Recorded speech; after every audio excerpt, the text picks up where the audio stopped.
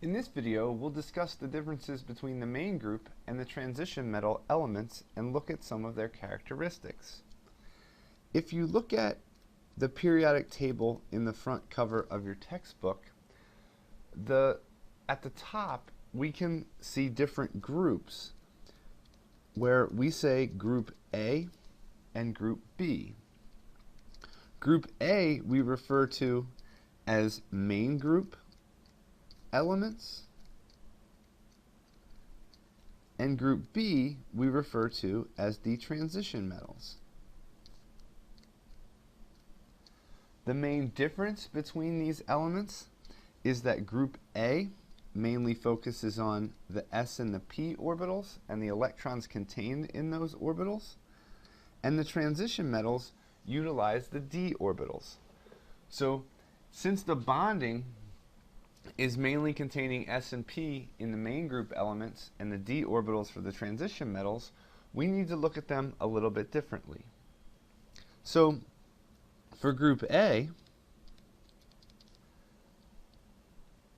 the number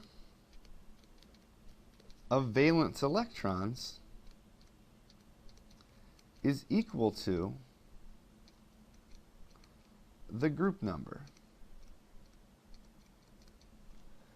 So if we look at each of these groups, we have group 1A, which has an ns1 electron configuration, group 2A, which is ns2, and in each of these cases there's 1 and 2 valence electrons respectively. Group 3A has 3 valence electrons, which would be ns2 and p1. Group 4A is ns2 and p2. Group 5A, ns2 and p3. Group 6A, ns2 and p4. Group 7A, ns2 and p5. And group 8A is ns2 and p6.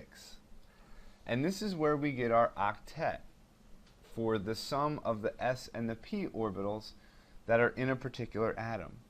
And the properties of all of these atoms are based on the number of the valence electrons that it has. So how it will bond, we've looked at charges of cations and anions before. They're all dictated by the electron configuration. Okay? And the reason we place elements in a particular group is because they have the same properties if they have the same number of valence electrons. If we look at group B, which is the transition metals, we see a little bit of different properties, and these elements will behave a little bit differently than the main group. First of all, they're all metals. And when we have transition metals form ions, they become cations when combined with other elements.